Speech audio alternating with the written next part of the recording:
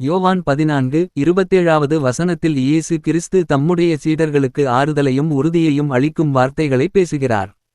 இந்த வசனத்தின் தமிழ் விளக்கம் பின்வருமாறு: சமாதானத்தை உங்களுக்கு வைத்துப் போகிறேன், என்னுடைய சமாதானத்தையே உங்களுக்கு கொடுக்கிறேன். உலகம் கொடுக்கிற பிரகாரம் நான் உங்களுக்கு கொடுக்கிறதில்லை. உங்கள் இருதயம் கலங்காமலும் பயப்படாமலும் இருப்பதாக. இயேசு தம்முடைய சீடர்களை விட்டு பிரியப் போகிறார் என்று அறிந்திருந்தார். அவர் சிலுவையில் மரிப்பதற்கு முன் இதைச் சொன்னார். ஆனால் அவர் தம்முடைய பிரிவினால் அவர்கள் தனிமையில் விடப்படமாட்டார்கள் என்பதை உறுதிப்படுத்துகிறார். அவர் தரும் சமாதானம் என்பது ஆன்மீக ரீதியிலான அமைதியையும் கடவுளுடனான உறவின் மூலம் கிடைக்கும் உள்ளான நிம்மதியையும் குறிக்கிறது. இயேசு தரும் சமாதானம் தனித்துவமானது.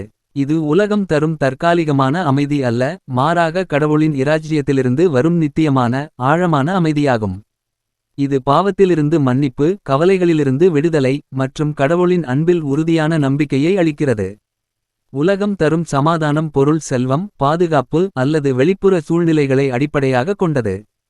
ஆனால் இயேசு தரும் சமாதானம் இந்த உலகத்தின் சூழ்நிலைகளை பொருட்படுத்தாமல் எந்தவொரு சவாலிலும் உள்ளத்தில் நிலைத்திருக்கும் அமைதியாகும். இது கடவுளின் ஆவியால் வரும் உண்மையான நிம்மதியாகும். இயேசு தம்முடைய சீடர்களுக்கு அவர் பிரிவினால் வரும் பயம், கவலை அல்லது குழப்பத்தை தவிர்க்கும்படி ஆறுதல் அளிக்கிறார். அவருடைய சமாதானம் அவர்களின் இதயங்களை அமைதிப்படுத்தி, பயத்தை விரட்டி, நம்பிக்கையை வலுப்படுத்துகிறது. இந்த வசனம் இயேசு கிறிஸ்துவை பின்பற்றுபவர்களுக்கு அவர் தரும் சமாதானம் உலகின் தற்காலிக ஆறுதல்களுக்கு அப்பாற்பட்டது என்பதை வலியுறுத்துகிறது. இது வாழ்க்கையின் எல்லா சவால்களிலும் கடவுளின் பிரசன்னத்தால் வரும் உறுதியான அமைதியை வாக்குறுதியாக அளிக்கிறது. இதை நம்புவோர் தங்கள் இதயங்களில் கலக்கமோ பயமோ இல்லாமல் வாழலாம்.